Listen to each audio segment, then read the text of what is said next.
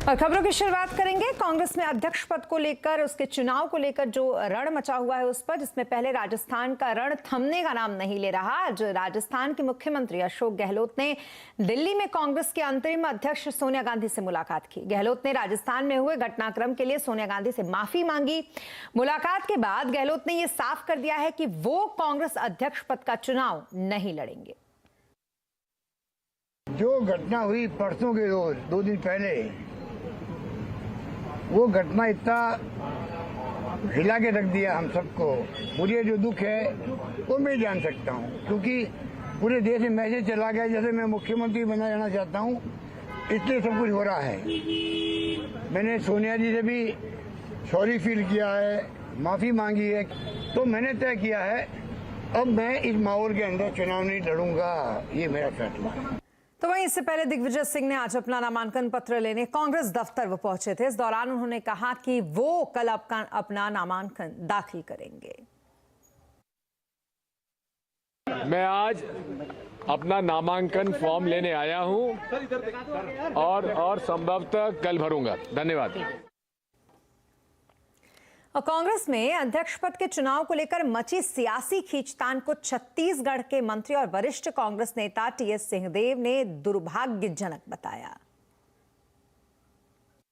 ये दुर्भाग्यपूर्ण रही, अफसोसजनक रही, और जिस तरह से कुछ मंत्रियों ने, कुछ विधायकों ने अनुशासन के दायरे को पार करके अनुशासनहीनता को अपना के उन्होंने पहल की, ये उचित नहीं था। जब हाईकमांड ने ऑब्जर्वर भेजे हैं और ऑब्जर्वर ने एक राय करके एक जगह सुनिश्चित की है कि वहाँ पर आइए, वहाँ पर बात करेंगे, मुलाकात करेंगे, तो सबको जानना चाहिए था। आप ऑब्जर्वर आ रहे हैं, हाईकमांड के दूत हैं, उनके प्रतिनिधि हैं, उनको आप बाइकआउट कर रहे हो, ये स्वीकार नहीं किया जा सकता है। तो कुल मिलाकर अब राजस्थान से लेकर दिल्ली तक कांग्रेस अध्यक्ष पद को लेकर फिलहाल गहमा गहमी जो है वो काफी ज्यादा बढ़ गई है। और इस पूरे मामले पर ज्यादा अपडेट के लिए हमारे साथ जुड़ रही है संवाददाता पल्लवी घोष।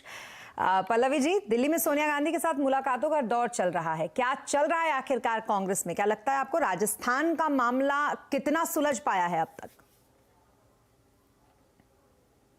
जैसे कि हमने पहले भी कहा था, ये साफ हो गया है कि अब अशोक गहलोत अध्यक्ष पद के नामांकन पत्र नहीं भरेंगे। वो जो छोटी सी मुलाकात उनकी सोनिया गांधी के साथ हुई, वहां पे वो एक चिट्ठी भी लेके गए और चिट्ठी में उन्होंने साफ साफ लिखा कि मैं बहुत ही आहत हूँ।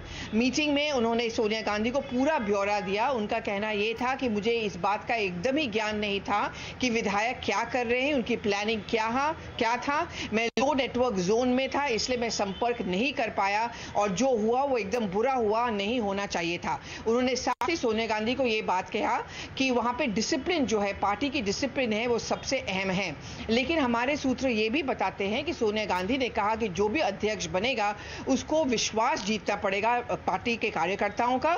और दूसरी बात, एक कांग्रेस अध्यक्ष का सबसे अहम काम यह है कि अपने सामने पार्टी के हित को रखे, और ऐसे में उनको ये नहीं लगता कि अशोक गहलोत को चुनाव लड़ना चाहिए। ये सोनिया गांधी का सुझाव था अशोक गहलोत को, जिसके चलते वो बाहर आए और उन्होंने सबके सामने यही बात कहा कि मुझे नहीं लगता कि जयपुर में जो भी हुआ है उसके बाद मुझे चुनाव लड़ना चाहिए। यानी कि शायद वो ये संदेश भी देना चाहते हैं कि उनकी मौजूदगी जयपुर में बहुत अहम है, नहीं तो पार्टी टूट भी सकती है, बिखर भी सकती है, और 1 साल बाद वहां पे चुनाव है। और ऐसे में अगर अशोक गहलोत दिल्ली आ जाते हैं या मुख्यमंत्री नहीं रहते हैं तो पार्टी को नुकसान हो सकता है। क्या ये संदेश है अशोक गहलोत का सोनिया गांधी को या टॉप कांग्रेस लीडरशिप को? और क्या ऐसे में कांग्रेस पार्टी या सोनिया गांधी गहलोत को बोल सकते हैं कि आप मुख्यमंत्री ना रहें? सच्चाई तो यह है कि पंजाब में जब कैप्टन अमरिंदर सिंह को हटाया गया था, उस समय ज्यादा से ज्यादा विधायक उनके खिलाफ थे। राजस्थान में माहौल कुछ अलग है, क्योंकि राजस्थान में अभी भी ज्यादा से ज्यादा विधायक अशोक गहलोत के साथ है। लेकिन सत्ता जिस तरफ मुड़ती है, लोग भी सपोर्ट वहां भी मुड़ता है। यह है कैलकुलेशन कांग्रेस का। अब सबसे अहम फैसला यह लिया जाएगा कि क्या सचिन पायलट को मुख्यमंत्री बनाया जाएगा या स्टेटस को मेंटेन किया जाएगा। जी, बहुत शुक्रिया तमाम डिटेल्स के लिए पल्लवी जी आपका। और कांग्रेस की कलह की कथा कब होगी खत्म? आज आवाज अड्डा में इसी पर करेंगे बड़ी चर्चा शाम 7:57 पर। और अब बात सुप्रीम कोर्ट के एक बेहद अहम और बड़े फैसले की। दरअसल सुप्रीम कोर्ट ने आज अबॉर्शन को लेकर एक बड़ा फैसला दिया है। अब अविवाहित और शादीशुदा महिलाओं के अबॉर्शन से संबंधित जो अधिकार है वो एक जैसे ही होंगे। अब कोई भी महिला 24 हफ्ते तक की प्रेगनेंसी को अबॉर्ट करवा सकेगी। 21 अगस्त को सुप्रीम कोर्ट ने 25 साल की एक महिला को 24 हफ्ते की प्रेगनेंसी को अबॉर्ट कराने की इजाजत दी थी और कहा कि medical termination of pregnancy act की समीक्षा की जाएगी। आज कोर्ट ने साफ किया है कि 1971 में MTP एक्ट शादीशुदा महिलाओं के लिए एक बना था, लेकिन 2021 का संशोधन विवाहित और अविवाहित का भेदभाव नहीं करता, इसलिए सभी महिलाओं को लीगल और सेफ अबॉर्शन का अधिकार है। इसके साथ ही कोर्ट ने सिर्फ MTP एक्ट के संबंध में मैरिटल रेप को भी मान्यता दी है। कोर्ट ने कहा है कि यह संभव है कि शादीशुदा महिला अपनी मर्जी के बिना भी प्रेग्नेंट हो जाएं। ऐसे में अबॉर्शन से संबंधित उनके अधिकार सेक्सुअल असॉल्ट या रेप सर्वाइवर की तरह ही होने चाहिए। और क्यों बढ़ रहे हैं हार्ट अटैक के मामले? क्या आपको पता है आपके दिल का हाल? कैसे रखें अपने दिल का ख्याल? जानने के लिए देखिए आज कंज्यूमर अड्डा शाम 5:57 पर। गेहूं और आटे की कीमतों में लगातार तेजी से लोगों के किचन का बजट बढ़ा है। पिछले एक महीने में गेहूं की कीमतों में 3% की बढ़ोतरी तो आटे की कीमतों में 5% की बढ़ोतरी हुई है। कीमतों पर लगाम लगाने के लिए सरकार कुछ कदम उठा सकती है। इस खबर पर ज्यादा बात करने के लिए हमारे साथ जुड़ रहे हैं असीम मनचंदा। असीम, बताइए क्या कुछ है पूरी खबर? गेहूं आटे की कीमतों तो बिल्कुल कहर ढा रहे हैं इस वक्त। देखिए, त्योहारी सीजन की शुरुआत जो हो चुकी है, लेकिन गेहूं और आटे की कीमतों में भारी बढ़ोतरी जो देखने को मिली है। अगर मैं पिछले एक महीने की बात करूं तो गेहूं की कीमतों में 3%, जबकि आटे की कीमतों में 5% की बढ़ोतरी जो हुई है। लेकिन अगर मैं पिछले एक साल से इसका कंपैरिजन करूं तो गेहूं की कीमतों में करीबन 15%, जबकि आटे की कीमतों में 20% की बढ़ोतरी जो है वो देखने को मिली है। अब सरकार इसको लेकर के काफी परेशान है, तो सरकार जल्दी इसको लेकर के कई कदम जो है उठा सकती है। खासतौर पर कि FCI का जो स्टॉक है वो भी लगातार जो है गिर रहा है। FCI का स्टॉक अब पिछले 5 साल के निचले स्तर पर जो है पहुंच गया। तो सरकार जो है जल्दी ही गेहूं की इंपोर्ट ड्यूटी में कटौती जो है वो कर सकती है। गेहूं में भी 40% की इंपोर्ट ड्यूटी जो है वो लगती है, तो सरकार इसको घटाने की तैयारी जो है वो कर रही है। जो उपभोक्ता है उनको फेस्टिवल सीजन के दौरान राहत जो मिल सकती है। हालांकि गेहूं का इंपोर्ट जो इतनी जल्दी से जो है वो नहीं होगा, लेकिन फिर भी सरकार को लगता है कि इससे सेंटीमेंट के ऊपर असर जो आएगा। जो भी अभी स्टॉक जो होल्ड करके बैठे हुए वो अपना बाजार में स्टॉक जो है वो निकालेंगे, जिससे कि बाजार में फेस्टिवल सीजन के दौरान गेहूं और आटा जो है वो सस्ता हो सकता है। जी, बहुत शुक्रिया तमाम डिटेल्स के लिए आपका असीम। और अब बात करेंगे मार्केट की। मजबूत विदेशी संकेतों के बावजूद आज भी बाजार गिरकर ही बंद हुआ। सितंबर एक्सपायरी के दिन ऊपरी स्तरों से बाजार फिसल गया। IT, एनर्जी, बैंकिंग शेयरों में बिकवाली रही, तो वहीं फार्मा, FMCG, रियलिटी शेयरों में आज खरीदारी हुई।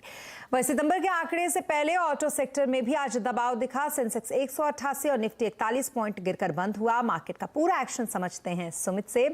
सुमित, बताइए कौन से सेक्टर का क्या हाल रहा, कहाँ थोड़ी बिकवाली और कहाँ दबाव? देखिए, आज क्योंकि एक्सपायरी का दिन था तो उतार चढ़ाव तो रहा ही। अंतर्राष्ट्रीय बाजारों के संकेत बेहतर थे, लेकिन फिर भी भारतीय बाजार दिन के निचले स्तरों के करीब ही जाकर बंद हुए। लेकिन मिड कैप स्मॉल कैप में थोड़ा बहुत रिस्पाइट था। एक एक करके इंडेक्स के टॉप गेनर्स लूजर्स आपकी स्क्रीन पर आएंगे। आज मेजरली जो मार्केट में थोड़ी बहुत खरीदारी देखने को मिली उसमें selective metal, selective FMCG stocks या फिर ऑयल एंड गैस में खरीदारी थी। अपोलो हॉस्पिटल 3% की तेजी के साथ, हिंडाल्को 3% ऊपर, ONGC 3.5% ऊपर, HDFC लाइफ लंबे अंतराल के बाद 2.5% के आसपास की तेजी यहां आते हुए दिखाई पड़ी। निफ्टी लूजर्स में एशियन पेंट कल की जोरदार तेजी के बाद आज प्रॉफिट टेकिंग 5.5% की गिरावट। टेक महिंद्रा 2% नीचे, हीरो मोटोकॉर्प 2% नीचे और बजाज ऑटो करीब 2% की बिकवाली यहां आते हुए दिखाई पड़ी। मिड कैप के गेनर्स में एबट करीब 6% ऊपर, बैंक ऑफ इंडिया करीब 4.5% ऊपर, यूनियन बैंक 3.5% ऊपर, टाटा केमिकल करीब 4.5% का उछाल यहां आता हुआ दिखाई पड़ा। मिड कैप के गिरने वाले शेयरों में वोडाफोन 6% नीचे, डॉक्टर लाल करीब 4% नीचे, दीपक नाइट्राइट 3.5% नीचे और टोरेंट पावर रफली 2.5% के आसपास की बिकवाली यहां आते हुए दिखाई पड़ी। F&O में आज लीड कर रहा था PVR 6% की तेजी के साथ, एबॉट 6% ऊपर, टाटा केमिकल 4.5% ऊपर, टोरेंट फार्मा रफली 3.5% के आसपास की तेजी यहां बनते हुए दिखाई पड़ी।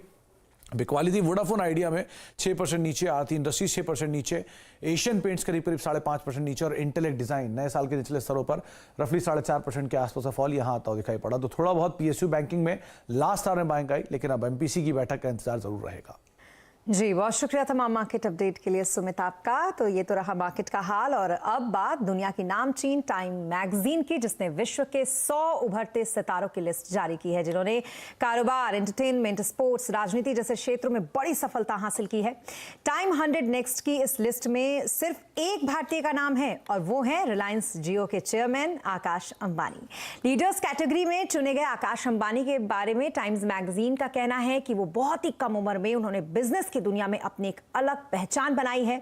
टाइम मैगजीन हर साल टाइम 100 नेक्स्ट की लिस्ट जारी करता है और इस लिस्ट में 100 उभरते सितारों को जगह दी जाती है।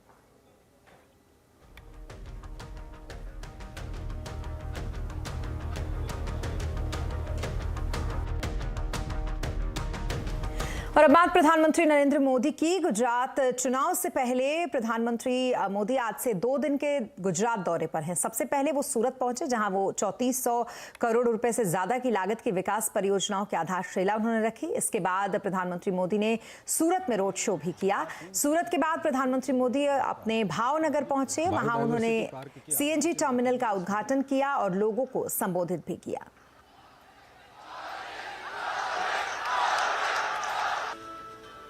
हिंदुस्तान का कोई प्रदेश ऐसा नहीं होगा जिसके लोग सूरत की धरती पे न रहते हो।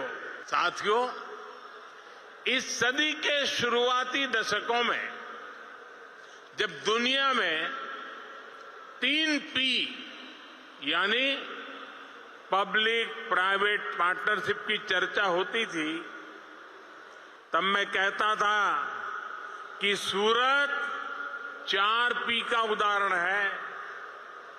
4 P यानी पीपल्स, पब्लिक, प्राइवेट पार्टनरशिप। यही मॉडल सूरत को विशेष बनाता है। अनेक प्रोजेक्ट्स का लोकार्पण और शिलान्यास हुआ है। ये प्रोजेक्ट भावनगर की पहचान को सशक्त करेंगे, सौराष्ट्र के किसानों को सिंचाई की नई सौगात देंगे, आत्मनिर्भर भारत अभियान को और मजबूती देंगे। रीजनल साइंस सेंटर के बनने से शिक्षा और संस्कृति के शहर के रूप में भावनगर की पहचान और समृद्ध होगी। और दिल्ली की रावण फैक्ट्री दिखाएंगे आपको पूरी तस्वीर, बताएंगे पूरी खबर ब्रेक के बाद।